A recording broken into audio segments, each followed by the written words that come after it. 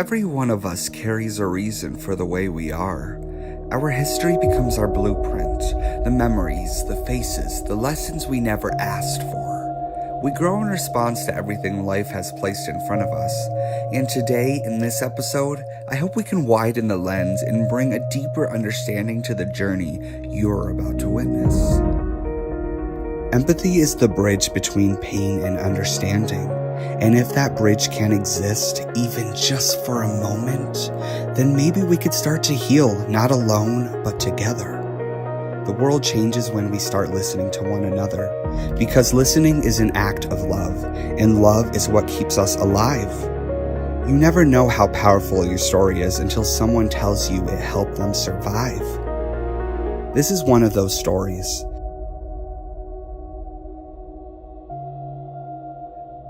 Pete Colter, a now published author, deaf until age 11, a man who transformed his life after years of addiction. His story is one of grit, perspective, and a voice he fought hard to find. In this episode, we step into his world and hear the truth he has spent a lifetime uncovering. This is The Other Side, Light and Darkness.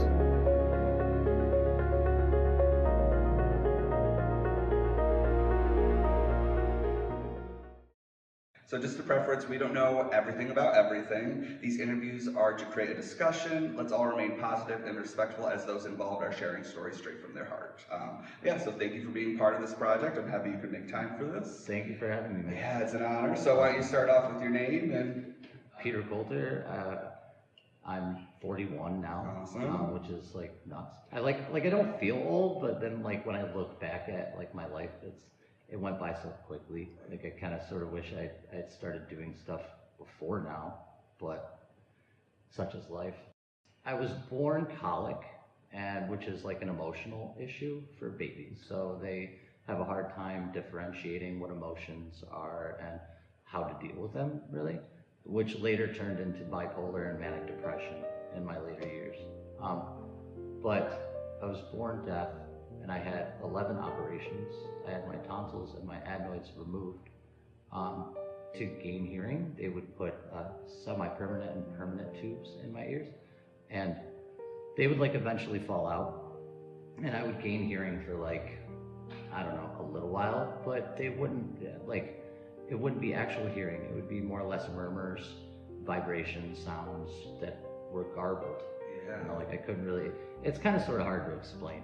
Well, after all the operations, they kept on saying that I probably wasn't gonna be able to get through like having my hearing because of the constant pain that I was always in. So when I was younger, I was in so much pain that I would like crawl underneath a heater to get the heat on my head to stop the swelling in my ears, because my ears, my ear tubes would be placed in there and they would get in the way of my eardrums, and my eardrums would pop. So it was like a constant, I would pop my eardrums like 3 or 4 times a year, and it was really severe, and like the healing process from that is like months. The pain is like, I can even remember the pain now. Yeah. You know, like how severe it was. It was like right in my neck. It was so severe. Wow. And my mom used to have to put like blow dryers on my ears to try to like stop the pain, but I was always constantly crying and upset and in a lot of pain. I missed a whole school year. I missed 2nd grade. I had to repeat it because I only went for 3 days out of the whole 186 or whatever there was, because I had 3 operations in that 1 year. And it was just like, it was stressful. It was a lot. Yeah. So I had to like learn how to read people's lips. I would constantly like have my hearing come back and then go away, and then come back and then go away. And even when it did come back, when you don't like understand how people talk, it's hard to understand people because you don't really have ever heard the words, you know? So what got me to have my hearing was after all of those operations, I started, my father, I had asked him for a drum kit. I remember him writing down on a piece of paper saying, how could you play them?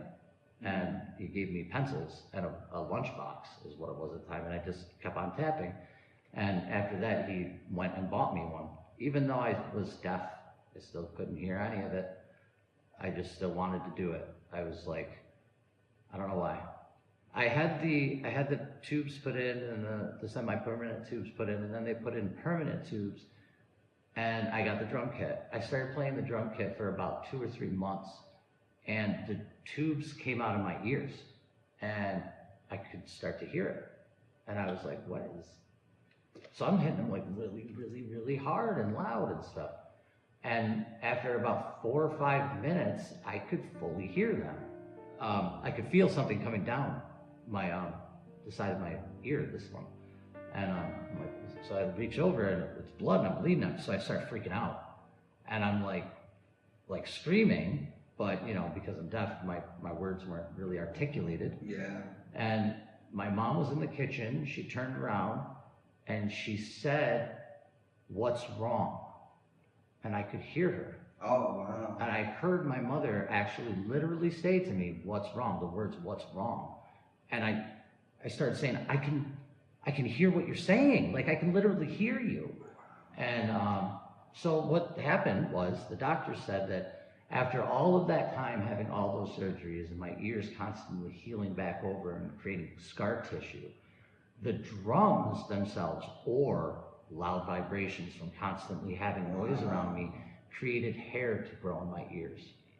And that's what gained my hearing back, because at that time when the hair grew in my ears, my eardrums were already fully healed. That's wild. That's like one of the most, like, I've never heard anything like that before. It's crazy. You're like, that's just tip of the iceberg. Well, it kind of is, yeah. So I got lucky in that, but still I never looked at it as a grateful thing. Yeah. I was very like, oh, I have my hearing now, I can play drums. I can focus on having a band. I can focus on doing this and not focus on what did I just miss out on, first of all those years that I didn't have hearing. And secondly, why wasn't I grateful for that? You know? At that time, I started, right after that, I started stealing cigarettes from my father. My father and I had a very distant relationship, and I'm gonna leave it at that. Right. I'm gonna just close that door there for that side of this. But I will say that he became an awesome person. Yeah, and you know, it's possible. It is possible. It's extremely possible to change. Maybe not everyone reaches that threshold, but I think you have to care enough. You have to care enough. Again, like something had to have happened, and maybe it was me going to 6 rehabs. Maybe it was me going to like 6 or 7 institutions, you know, separately. Right. Maybe it was me trying to commit suicide all those times. Right. I don't know. Yeah. But something happened to him and he changed. Anyways, so I started smoking weed. I started doing other drugs. And I was playing shows a lot. I was playing bar scenes when I was 14. I was playing festivals when I was 17, and I was around drugs and huge crowds for all of that. It's easy access. Easy access, right. And you know, when you're like the drummer of a band and you guys are doing good and there's tons of people around, there's a lot of things that will take your mind off of being grateful. Yeah. You know, you just kind of sort of live in the moment and you make bad decisions. Yeah, right, or at least I did. I can't speak for anyone else, but I've made my bad decisions, you know. But it's important they don't define you, though. No, they don't define you. As long as you don't. They could have. Yeah, they could have. Yeah. If I allowed them to, they would have defined who I was. Yeah. You know, but they definitely don't define who I am. Yeah. You know. So after I, you know, dabbled in the drugs, which I, you know, was pretty much my whole entire life, I had went to rehab. The first rehab I went to was Conifer Park, which was in Schenectady. It was an amazing facility. And I was there for 28 days, and I got to the 27th day, and I'm like, I don't want to go home. Because I knew it was at home. I was 15 at that time. 15, you went to, wow. That was the first time I went to rehab, yeah. Okay, so I got my hearing, right? Before that, I was around violence. Let's put it that way. Yeah. Again, a door that I'm going to shut because I've already dealt with it and things are different now. It is not those things. You look back at those things and you realize like those people were going through stuff you would never understand. Yeah, and it's true. That's why I let go a lot of my anger for my mom, especially after she had passed, because I'm like, wow, she was a victim, and it really is a cycle, and it's up to us to just be like, no, I don't want this to be a trend anymore. You have to realize whether you're going to stop it or continue it. Yeah. And I definitely stopped that cycle, 100%. My kids are the most important thing in my life. I couldn't fathom being here without them, right? They're literally my lifeline, for sure. And they saved me so many times. And I should be saving them, but they've saved me so many times. It's just like, it's crazy. The love I have for my kids is undeniably crazy. But, so, when I was younger, and I was super depressed all the time. Like I said, I was born with colic, right? Which eventually turned into what they say is a chemical imbalance in my brain, which makes me extremely depressed, right? Manic depression, bipolar disorder, explosive anger disorder, and they didn't understand why I kept trying to kill myself. So the first time I tried to kill myself I was about 8 years old, and I tried to cut my wrists. Why?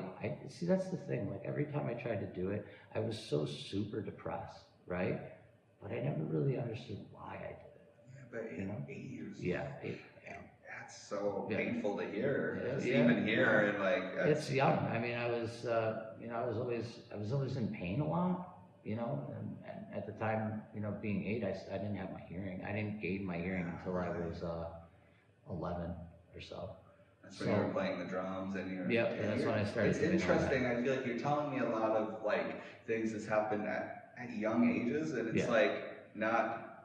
It really puts things in perspective. Like, it's like those are very adult things. Yeah. And you're a kid going through these major things. Yeah. I just don't. I mean, my dad was gone all the time. He works at college, so he was always gone.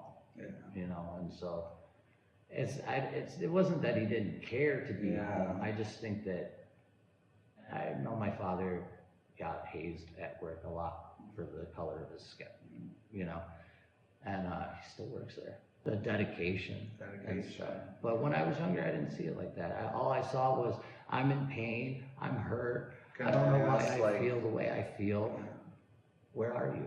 Yeah, that's how I felt. Ask, like, what was making you depressed? You don't have to go into specifics. Just the chemical imbalance. So, because I was born with colic, over the years, it ended up creating where my brain doesn't produce serotonin and epinephrine. And I also have epilepsy too.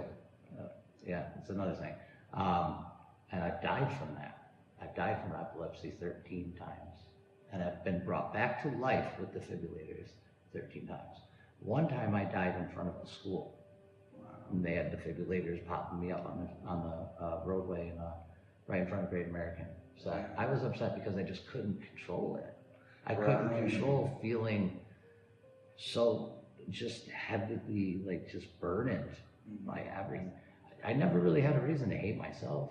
I didn't try to be mean to people, and when I was around people, I tried to be nice as much as I could. I think like anybody does, right? I would hope. But then again, you never know. How people perceive you is different than how you perceive yourself. And we all want to perceive ourselves as being good people, I guess.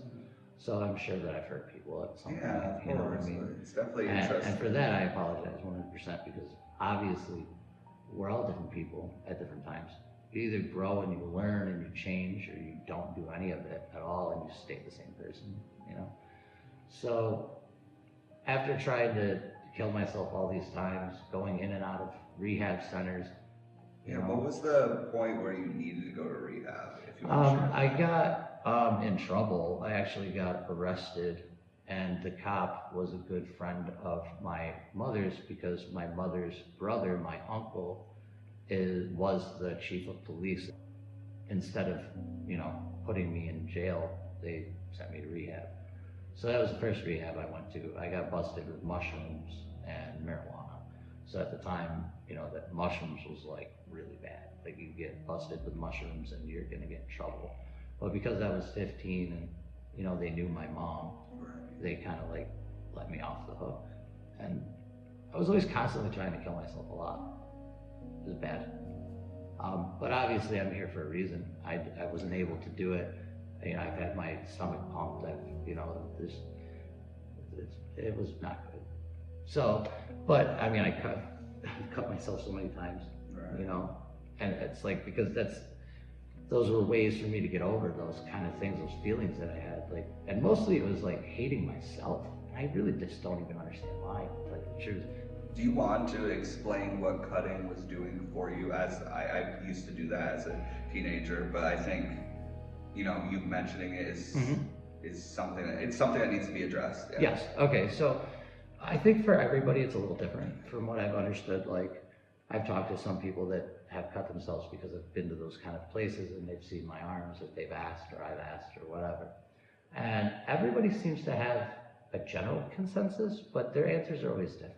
For me personally, it would take my mind off of the thing that was making me feel like I wanted to hurt myself so much. Distraction, I think, is really what it was. Because I didn't want to hurt my mother. I didn't want to kill myself and leave my mother to wonder why.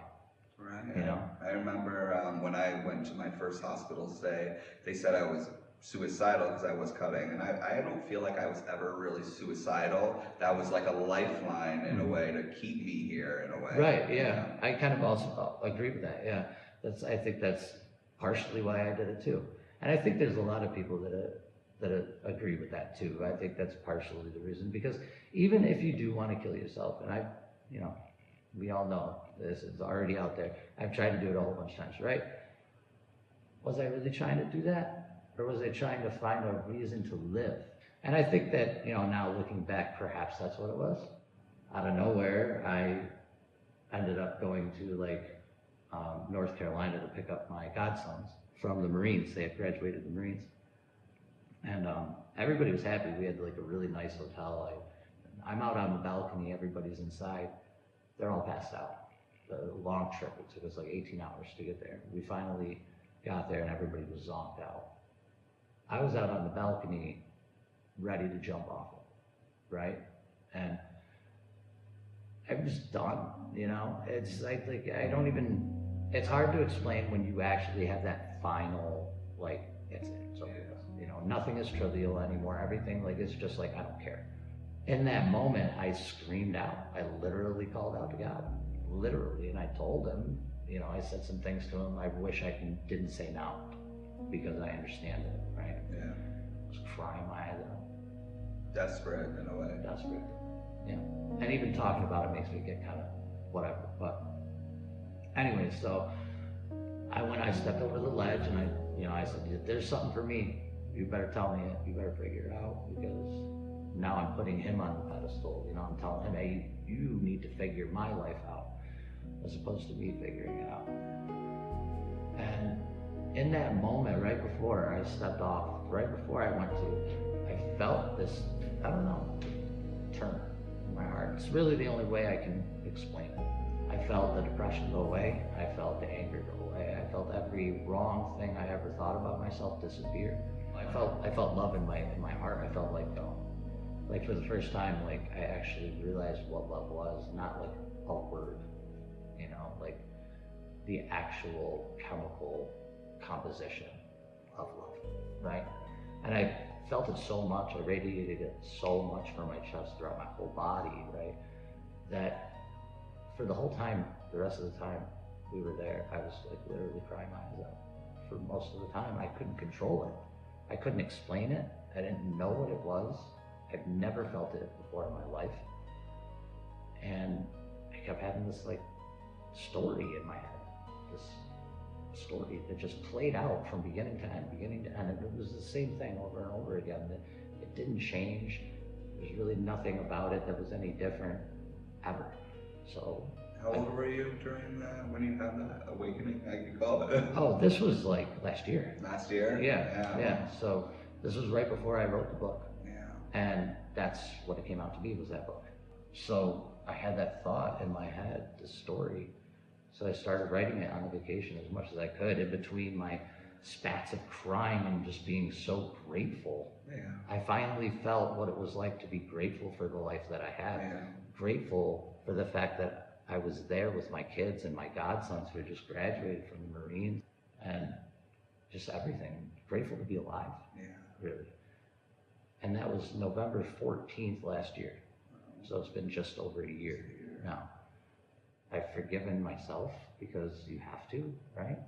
I know that there's probably people I've hurt, but you have to, in those moments when something like that happens to you, you don't have a choice. And so I wrote it, and I took a lot of things out of my childhood. And as I saw the story, you know, and it never changed, I realized that a lot of that stuff was from my childhood. Yeah. Like he was helping me to deal with it by writing it. So I wrote it, I released it, and the rest is history, you know, and that's where it is now. So I hope it helps somebody. That's really the point. Sure, it has. Well, it helped me, you know. I You're realized somebody. that afterwards, yes.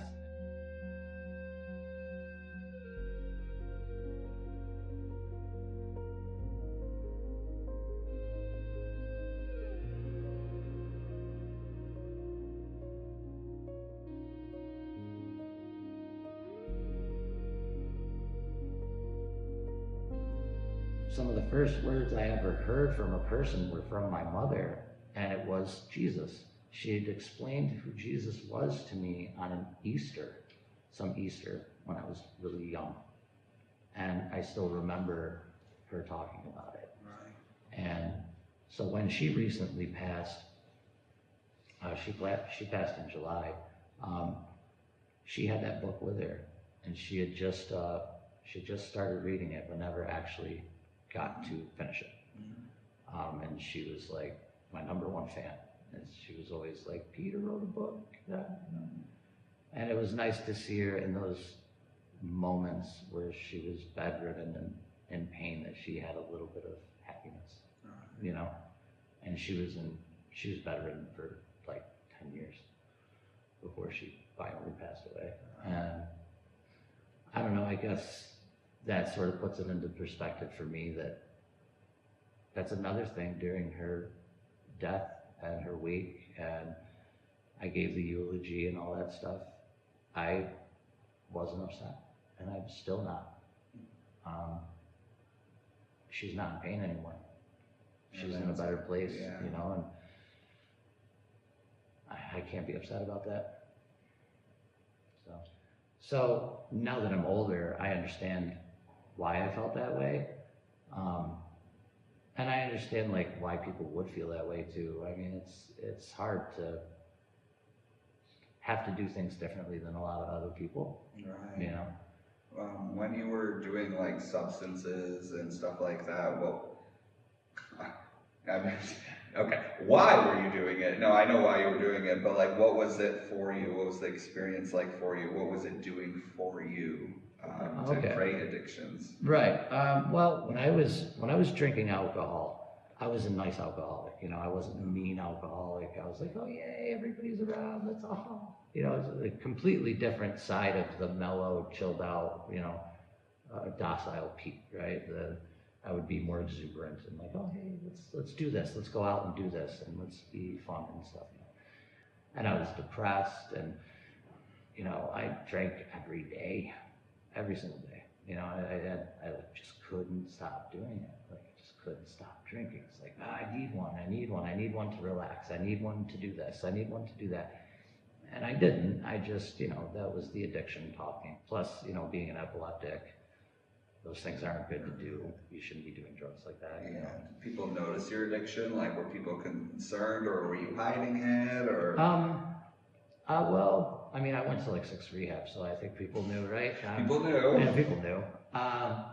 But I did hide it at points. Yeah, I did. I do find myself. I do remember like hiding it from some people. Yeah, mostly alcohol though, because I was on a program and I wasn't supposed to be drinking. You know, Anyone in your life like holding you accountable to that? Like, that's why you needed to be have some secrecy, or no, not really. I think my family just kind of sort of let me just, you know, because I was always so depressed all the time, and I was hard to approach. Yeah. You know, because I never really wanted to be around people because I always had those issues. So I saw myself as being different, and because of me being different, I always hated myself for it. Right. You know?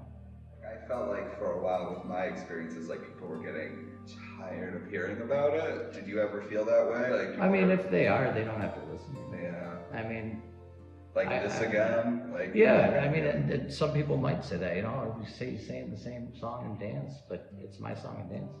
Yeah, you know, if you don't want to listen to it, you have a truth too. Yeah.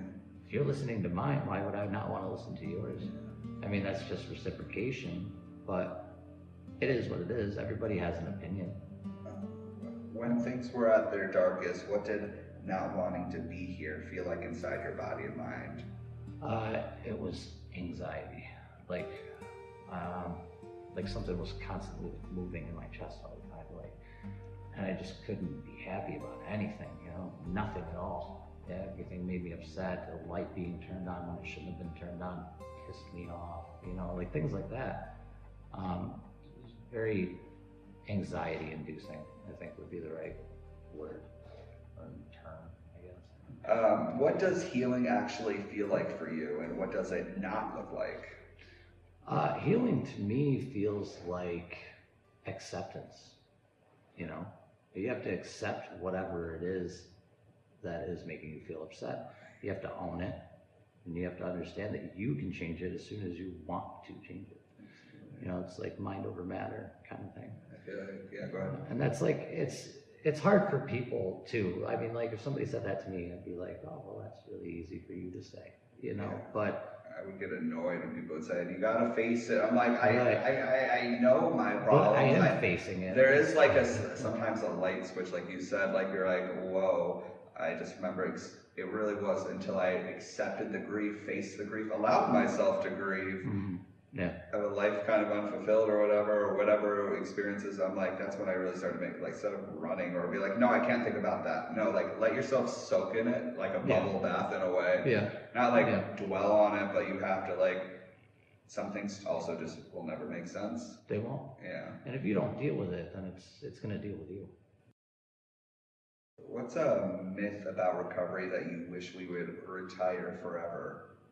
Well, that everybody can be medicated, first of all, okay? Because not everybody responds to medication the right way, you know, or the way that they're supposed to, or the way they're, you know, it says they should.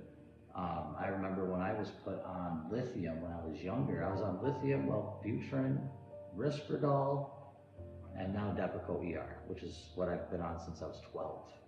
And Depakote is anti-seizure medication as well. So when I was on lithium, I felt like I had nothing in the world would make me sad or happy. It was the weirdest thing ever. Strange, right? And I was on that for about 7 or 8 months or so, but my parents couldn't take it because I would just like never communicate at all. You know, so were you like zombified? Yeah, I guess that's the word they used a lot too. When I got older, they said you used to be zombified on it, and I used to tell them I don't really remember it. Really, you know, I remember bits and pieces, but I was young when I was put on that. I was like 10, and that's why a lot of the studies on these medications are adults. Oh, I was on it when they first came out. Wow. Yeah, like Risperdal, that was a brand, and Wellbutrin, I don't think they them were brand new. that anymore. I think that's the one thing I'm like semi-allergic to. Yeah, a lot of people are. Yeah. I was allergic to Wellbutrin.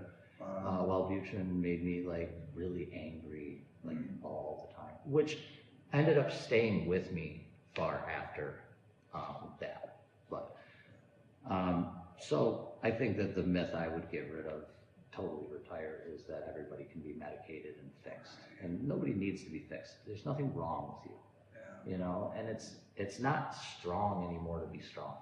You know, people, I've seen that people are like, you know, like, oh, I'm strong and I can get through anything.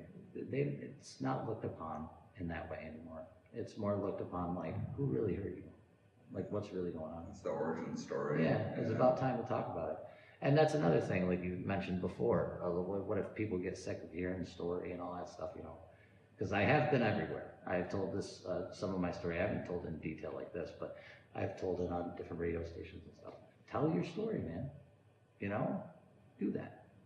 Because you could help somebody with that. Yeah, and if they're sick, whoever, it's probably not true. It's just kind of more projection, anxiety. But if they're tired of hearing it, imagine how tired you're kind of tired of living it. you know? So that's another thing. You choose to stop living it when you choose to stop living it. Right. You know, you have to make a choice. Yeah. I could have never written that book. I could have never called out that night. I could have stepped off of that book, right? It's a lot of could haves. Yeah. But instead of looking back and saying I could have, why don't you just say I did? You know, change it, do something different. Absolutely. What does support look like for you? Support looks like the people that you know love you, not the people that love you for what you can do for them. Yeah. Those people reaching out randomly, even when you're doing good, even when they see you're, you know, shining in some area, they still reach out and they say, hey, what's going on, man? Like, you seem like you're kind of busy. Like, how are you mentally though? Like, what's going on with you? You want to go do something that gets you away from all the work or gets you away from whatever is bothering you or whatever it is. That's a true support system. Checking in with your friends and just checking in is like just a message or two, or say, hey, do you want to get coffee and spend a minute? Or just even if they say no, they're still gonna remember that you did that, and they're gonna think about it. Maybe not at that moment, but you know, right before they go to bed. They'll think someone cares. Somebody just asked me to go have a cup of coffee, and that's kind of cool. You know, and maybe from that, you will maybe next time. You know. How have your relationships changed since you really started to heal and grow? They've been tremendously insane now. Like, you know, I kept my circle small. You know, like I said, I kind of sort of disappeared for years after I was playing shows and stuff like that. I disappeared to raise the kids, and I disappeared because I was anxious and just I couldn't be around people anymore. It was too many people, and I was starting to feel like crazy. I was kind of done with it. Yeah. You know? What made you want to come out of the dark? You know, after isolating yourself for a while. Being in South Carolina and having that moment with Jesus. That's what really brought me to write the book. That's what brought me to write the second book and to do the screenplays and to start the business and everything else that's going on. So it was really that moment, you know, that's what changed my whole life. Let's talk a little more about the book. Sure.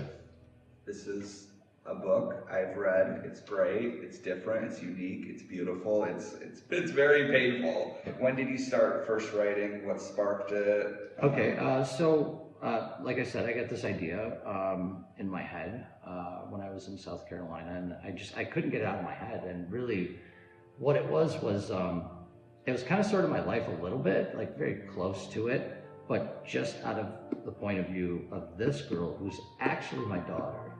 That's who this girl is on this. She actually looks almost exactly like her. It's basically she's like the main character, and I kind of wanted to like write a story that if I did like make it through it to write the story and I lost my way again and ended up actually committing suicide, that she would have something to go back and realize that like I was struggling. I was understand you. Maybe try to understand the nightmares and understand all that stuff. And you know, now I'm on medication where I don't reach REMs, so I won't dream anymore because my dreams were so violent and they were like night terrors, and I would sleepwalk, and you know, so that's part of the epilepsy disorder, which was actually caused by drugs, I guess, or so I was told. That I actually have epilepsy because it was drug induced, because I used to take triple C pills. I don't know if you know what that is, but it's quercetin, so cough syrup medicine. Back in the day, I would take like a whole bunch of them, and it caused like a problem in my brain to where I have epilepsy now from it. Yeah, don't do drugs. Don't do drugs. It's about a 15-year-old girl named Ivy Walker who struggles through abuse from her alcoholic mother and her heroin-addicted father, and her back and forth with her faith, while having the same questions that everybody else does when they're growing up and going through abuse is, why me, right? She also has to take care of her younger brother named Ethan, and she has a best friend named Lana who's very suicidal, and so it's like she has to traverse through nightmares of her own suicide to understand why she's loved, and that she is loved. And it's a back and forth. It's a tough struggle for her. And that's really what the book is. It's her struggle. What do people say when they reach out to you? Well, the people that have reached out to me have said more or less like, I didn't realize that you were, going through that much. A lot of them feel like it is like literally my life just told from a girl's point of view, which it does have parts of my life in it, but it is not fully like that. The mental health community has been super open to it, rehabs and all that stuff, churches, different places, book signings and all that stuff. Everybody's been super open to it, and it's all been positive. I haven't had one person say anything negative about it or any of the books as of yet. I'm sure that will happen at some point, and that's okay, because you have to understand that. You have to accept it when you put something out. Like, not everybody's going to look at it and be like, wow, that's a masterpiece. People are going to look at it and be like, that's trash. So it'll find the right people. Yeah. So I feel like somebody's supposed to read it, and that's why I wrote it. I feel like somebody was supposed to read it. So has there been anything that's been very surprising, like with the reaction from someone? Like, is it something that's really... Well, because of the book, it's being tossed around and talked about with different producers. I didn't think that was really going to happen at all, and I wasn't really looking for that to happen. I was really more or less looking for a job, I guess, put out my writing skills and try to see if I can become a screenwriter, or if I could become, a consultant to somebody writing something, or an editor or something, right? But really what it's done is it's gotten a good couple of people to pay attention to it, as in wanting to finance it and, actually turn it into something. So that's surprising. I didn't think that would happen. How do you protect your own mental health while writing about painful things? Because you say you're not really affected, and maybe that there's some truth, but maybe there's something subconsciously. How do you protect yourself from going there? Well, I don't. I go there. You go there? I go there. Yeah, because I lived there for so long that I can understand the comfortability there, right? I can understand how I was comfortable being depressed and being in the dark and being alone. There is a comfortable spot there. And I think that's part of it too, is when you get depressed and you get down in that hole, it's easy to keep yourself there, you can always constantly keep running those thoughts in your head to keep yourself low. If I find myself falling too far, right, and I'm starting to get upset by whatever I'm thinking happened in the past or whatever I'm writing, right, I'll get up, I'll leave. You have to give yourself a mental break. You can't just sit there and hammer it out, because you're going to end up throwing yourself somewhere you shouldn't be, back in a cage, probably, right? So I usually get up and I go see my sons or my daughter or something, or I play music. Music has always been the one staple in my life that's been a help. It's never been a deterrent. It's never been like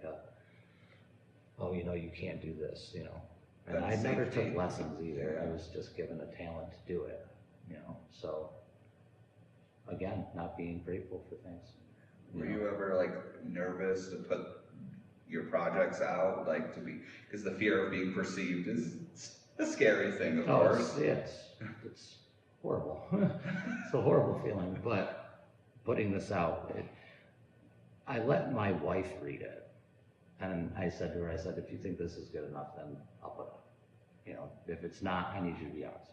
And she read it and she said, she was crying, after she read it. And she told me that it needs to go out. So I said, okay, and I released it. And I didn't think about it after that. And I still don't. If you look and you don't see that you're selling, or you see that you have sold, it's great to sell a book. It's fantastic, but it's also great not to. You have to be accepting of the days that you sell and the days that you don't. They mean something, and it's really, what does it mean to you? Who are you doing this for? What are you doing this for? I really don't care about all that other stuff, I must have had it put in my head like that for a reason. And I never would have focused on writing a book. I was a screenwriter, and what was that change? Why didn't you decide to gear towards because that? As I started writing it on the way back, I was writing it into a screenplay, right?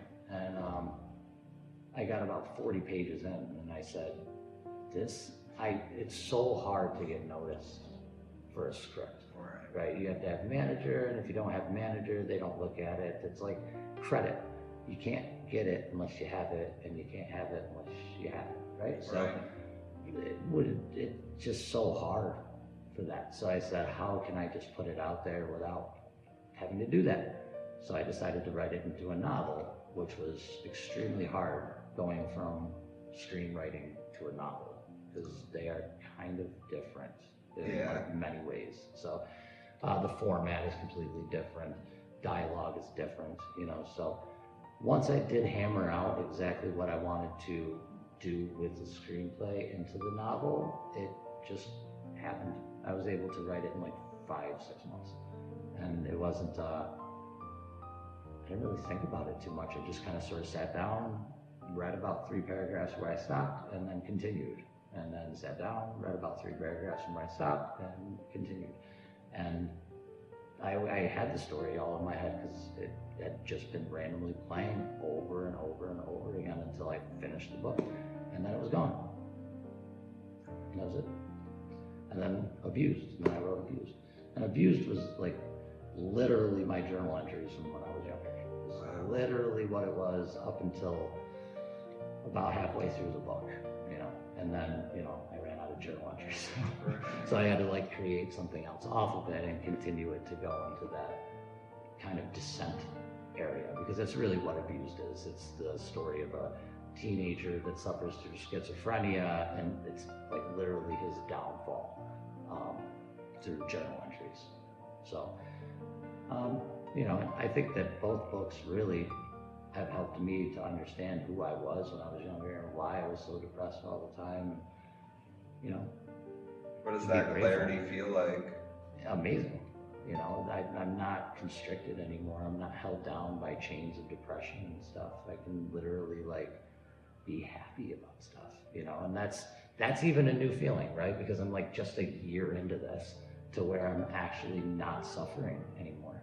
What does happiness feel like? But for people who have struggled through, it might not feel like a natural thing, happiness and trust and, what was it like for you in the beginning? Right, well, it definitely wasn't natural, I'll be honest with you. It was a lot easier for me to be depressed than it was to be happy. But at that moment, on the balcony, ever since then, I just haven't had a thought about it. I don't even really know how to explain it. I just haven't had it. It just went away. Come on. So I wouldn't even know. I don't even know what it's like to be depressed anymore.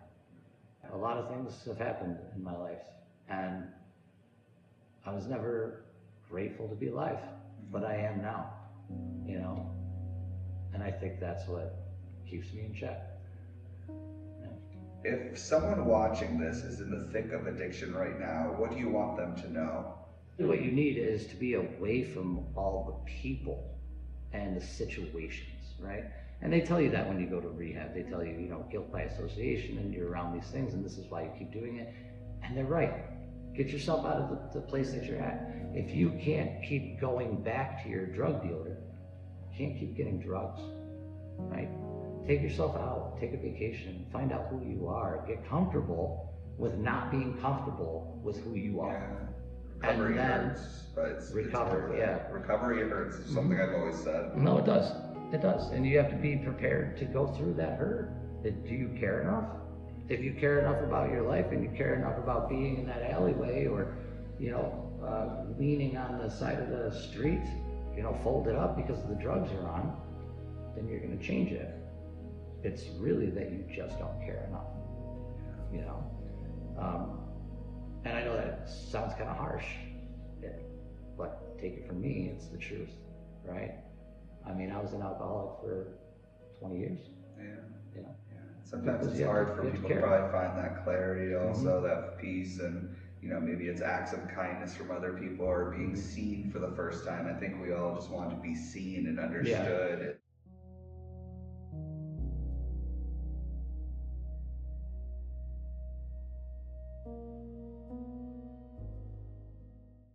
What would you say to someone who feels ashamed they should be over it by now? Because that's something I remember saying those words. Who puts a time limit on things? I mean, it may take me a while to get over something, Now, it probably wouldn't.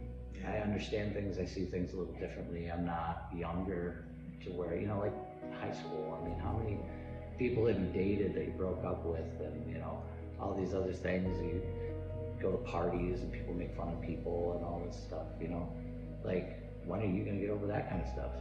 When's the time limit for you to get over that? And that's the thing, if you're involved in something that's causing somebody to have to get over something, you should probably take a look in the mirror and see what the issue is. Yeah. You know what I mean? Because people shouldn't have to get over anything. But that's the world we live in. And so I would say to those people, you can't put a time limit on it. And what happens in your life when something bad happens to you, you want us to give you time to get over it, right? So be fair. Is there a question you wish interviewers would stop asking people with stories like yours? No. And that's fine. The reason why is because that's what you're there for, right? You're there to tell the story. You are probably like the best interviewer, though, I'll give you that. And the reason why is because when I say I'm going to close that door, I'm not going to talk about that, you give me respect. You don't keep on pushing. So if there was an answer, it would be the hosts that ask the questions that keep digging when they realize the person doesn't want to go that far into it. Be happy, be grateful for what you're getting, don't dig. You didn't do that. You did a great job. I appreciate you saying that. I'm going to think about that later. You should. Yeah, that's what I'm trying. Thank you. Comfortability, someone sitting in that chair is so important because you've shared a lot. If your life today were the title of a chapter, what would you call this chapter and why? Just getting started. I think. Yeah. Because I've been away for so long and I feel like I was a completely different person. Like just dark.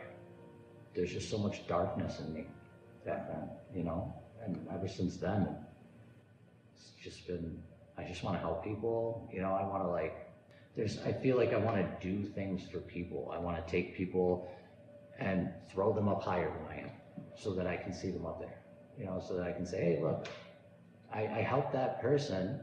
And while I can feel good that I helped that person, I can feel good that that person is going to do things for themselves because I was able to help them, you know what I mean? And I think that's a big thing. Always help people. Always. If you can, you should. Yes. Yeah. And even when you can't, take that one opportunity when you say to yourself that I can't help you and help them. You never know what's going to happen. You never know. If younger you in the middle of all of this could sit across from you right now, what do you think they would ask and what would you answer with? It's a fantastic question. I think I would probably get up and go over and hug him myself and tell him that I would eventually figure it out. Eventually. To just hold on. Just stay there because you're going to have wonderful kids. You're going to have a life that you may not have been grateful for until one day. and then you will be. And it would have all been worth it. So, and it's worth it to you right now? Oh yeah. Awesome. Oh yeah, 100%. Now I'm happy that birds chirp. I never pay attention to those things before. You notice it now. Yeah. I never noticed how like good a summer breeze feels. You know, like how liberating it is, how much peace I have. A lot more people should be appreciating that, because I love going to the forest and just hearing the sounds of the wind in the trees, and it really does bring that kind of peace and like breath. It does. I don't see things the way I used to see them at all. What do you hope people carry with them as we close this episode and they go back to their own lives and such? I would be love each other as much as you can, I would say, because time is fleeting. It's very short, right? And if you have the opportunity to share that kind of connection with somebody, then you should. Because I really feel like ultimately the purpose of being alive is to love, you know? It would be so much easier to just have the purpose be death, right? Because it's so final. So I would tell everybody to grab the person they're with, hug them, hold them, because you never know if they're gonna wake up tomorrow. You don't know at all. And if you have a project, why is it still sitting on shelves? I don't know, is there anything I didn't ask you which I had, or anything you want to add that feels important, or spitball, we could, whatever. I think I would probably just close out with saying that for me personally, Jesus worked. And that's for me. You know, that's my personal journey. That doesn't mean that that's gonna work for everybody, or it will. Maybe it will. I would say if somebody was having some issues or whatever, you know, why not give it a shot? Yeah. What are you missing? It's funny how like sometimes you'll talk to strangers and they'll care. Because we're social creatures, we want to care. Stay away from the people who don't care about you. That's what I would say. Yeah, going to the Triumphalator, just that place changed me forever, like for the best. Going to poetry night and just sharing my own stuff and have people come up to me saying that resonated with me. They don't know anything about me. You know, they heard me go off for 6 minutes, read a couple poems, and they felt a connection there. And I think pain is universal, and you know, fear, anxiety.